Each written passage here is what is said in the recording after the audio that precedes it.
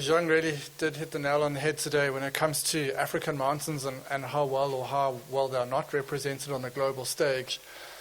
If you're not aware, there are many, many mountain research organizations and mountain practitioner groups and government-sponsored organizations around the world focusing on mountains, and yet hardly any of them have an African representation or an African flavor. And there really is a huge niche for African mountain research to be better represented on the global stage. South Africa, we still seem to have quite a lot of lingering psychological isolation in terms of the global community, so we really have to kind of undo that. But I'm going to present on our research units and the role we are trying to play in profiling our mountains in Southern Africa on the global stage, and just a snapshot of some of the science that we're doing at the moment. So when people think about African mountains, particularly people overseas, this is what they think about. They think about the big sexy mountains in East Africa with glaciers, those that still have, and elephants walking in front of them. But we know that Southern African mountains are very, very different to those systems. We don't have these dramatic shifts from lowland forest to montane forest to Afro-alpine to nival and glacial zones. We have much more subtle differences in our mountains, the Maluti-Drakensberg perhaps being the most exceptional in terms of those elevational gradients. But what's really important is that we're sitting with a situation where we have a data-rich north or / northern hemisphere. I use the terms interchangeably here in this presentation. And that is where policy has been developed, policy has been created, and it's kind of been rolled out to the rest of the world based in this data-rich region, and that applies to mountains as well. So mountains in the global north / northern hemisphere are being studied very comprehensively, very much in depth, at very fine scale, and the results and the conclusions of those studies are sort of being rolled out in terms of policies that have global implication. And we really need to contribute our science onto that global stage to balance that out. What's really, really important in this regard is that regional mountain heterogeneity is important. Not all mountains are the same, and you cannot take the same conclusions and apply them across the board in all mountains. Mountains are different even within the northern hemisphere, for instance. We have the challenge in our region that there are major data gaps in our mountains. In fact, most of our southern African mountains are virtually unexplored in every discipline. Eastern Africa is probably 50 years ahead of us in terms of mountain science, mountain practitioner, various kind of research to policy, to action programs, etc. So there's a very rich community that is happening there, but Southern Africa is lagging far behind. Even the Maluti-Drakensberg, which is probably our most well-researched mountain in Southern Africa or mountain system, still doesn't have a coherent and a combined kind of community of practice that is driving a common effort across that entire mountain range. So as Jean also mentioned earlier, there are a number of global protocols, and as the ARU, we're starting to look at those more critically to see what can we use, what can we adapt, what can we add, what can we do differently. So if we take Gloria, for instance, there's been quite a lot of debate as to whether it's applicable to our systems. The guys in the Andes seem to have adapted it for a montane alpine system there, so we're looking to see if we can maybe critically adapt it to our systems here as well and get some benefit out of it and contribute back into that global data set.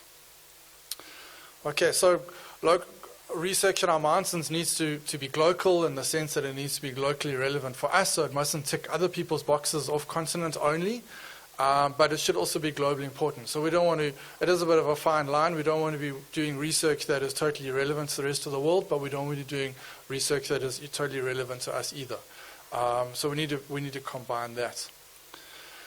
So this really has created a niche for the Afro-Montane Research Unit. We are based on the Kwakwa campus of the University of the Free State, so we have a strategic location being 30 kilometers from the foot of the Maluti-Drakensberg. When I get really fed up with admin at the university, I go and work at Witsies Hoek, which is 20 k's up the road, which is quite nice. And we take all our visiting international guests there, and invariably we get invited to participate in funding proposals because they're blown away by the fantastic scenery. So thank you, Royal Natal, and thank you, Witsies Hoek, for the service you're providing us as the ARU. There's no combined focus or vision for the sustainable development of the Maluti-Drakensberg. As we know, it's a complex socio-ecological system that's trans-provincial and trans-boundary, which is quite heterogeneous within itself. But there's no kind of focus across that 40,000 square kilometers to say, what do we want this mountain range to look like in 50 years' time? And this is really as kind of a microcosm of the issue across Southern Africa. If you take the mountains in Mozambique and Angola, large parts of the Namibian escarpments, the Zambian, Malawian shared mountains in the Nika Plateau, there's very, very little active science going on in these regions from almost any discipline you can imagine. Very extensive conservation areas, numerous transboundary areas, but not a lot of science going on in any particular detail. There's also silos across the continent, but I think most particularly there's no community of practice for Southern African mountains, and I'm focusing on Southern Africa because East Africa does have quite a bit happening, and so does West Africa. So we really do lag behind, and really we do have a great opportunity to fill that gap. So our vision as the ARU is to become a continental leader in African mountain research with a focus on our back garden, the Maluti-Drakensberg. And then really this is kind of our service, because the ARU on its own cannot fill that gap, but we really want to encourage to facilitate developing this community of practice across the region with partners in conservation at other institutions, in governance, in NGOs with practitioners and so on, that together we create this high quality, high excellence community of practice that feeds data back into the global community. We have 4 objectives based on that in terms of our scale.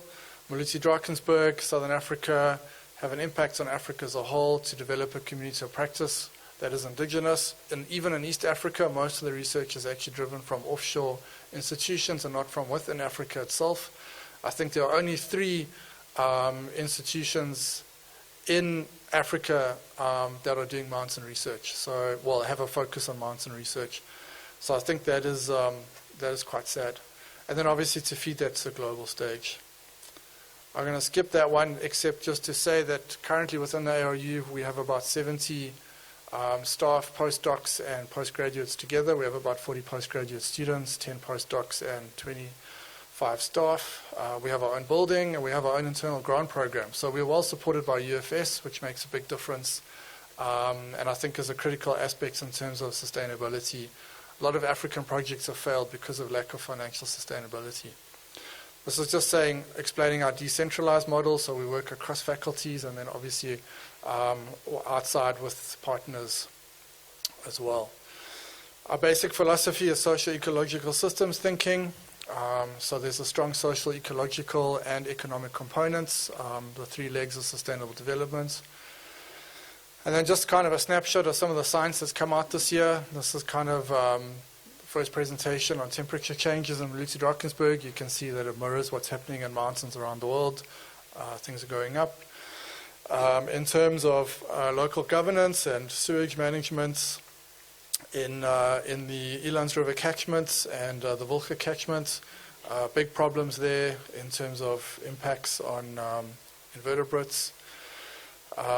Just up the road from us, Sandy and her team with the lizard pollination work, showing fantastic results there of an island-like pollination system in our mountains. New species are coming out of the woodwork all the time, or I should say the grasswork. This is kind of our first defining paper on socio-ecological systems in southern African mountains, focusing on the eastern highlands of Zim and adjacent Mozambique. This really sets the platform for southern African mountain research and gaps in terms of a critical analysis. So we've used this mountain range as a representation of the region. We were invited to do a book chapter on tropical African mountain systems in the Afro-Alpine, so we couldn't resist, so we checked that in as well. It's kind of a synthesis chapter. And then this is our first attempt at publishing in Nature. It's going to be to show that the Cape Floristic region is not actually the most rich region in terms of biodiversity in the region. But our eastern great escarpment is a very close rival in terms of both diversity and richness and endemism. So watch the Nature Press for that next year. International partners are developing very nicely. EUREC Research in Italy has become one of our core partners, and we signed a memorandum of agreement with them in September this year. That's the president of URAC, Roland Senna. They're trying to channel €100 million our way that the governor of South Tyrol wants to give us, and we've managed to persuade them that East Africa doesn't need the money, but Southern African mountains do. And we've also managed to lignify them in terms of them understanding our grassy montane system. So we've had some breakthrough there. This is just a trial with URAC putting up a remote sensor in the alpine zone above the chain ladder, just as a little pilot. I think the baboons have eaten it now. But that was just a kind of a quick and dirty. It actually fed data down to the car park at the Sentinel, so that was quite positive. We're part of the Global Mountain Safeguard Program, which is a United Nations university-driven program. We're the first African and primary partner other than URAC and UNU Bonn. The grandfather of mountain research, Martin Price, visited us in April, and we are busy developing we developed a 4-year staff tutorial program with that university around mountains. This is just our funding call for next year internally, focusing on Putati Jaba as an African mountain city. And then we're giving a workshop with Wageningen University next year in the Northern Drakensberg. We still need to advertise this formally locally, so this is just kind of a pre-snapshot just to sensitize you next year, October, but we will email this out to everybody in the next while formally. So things are really growing. We are growing very quickly. I'm struggling to keep up, which is a good thing. And we really encourage partnerships, collaborations, associations. Let's pull together and really create a strong community of practice for Southern African mountains across the region. And we'd like to see as many people become part of that. ARU on its own won't achieve this, but together we can really make a fantastic global impact in terms of representing our mountains. So thank you so much.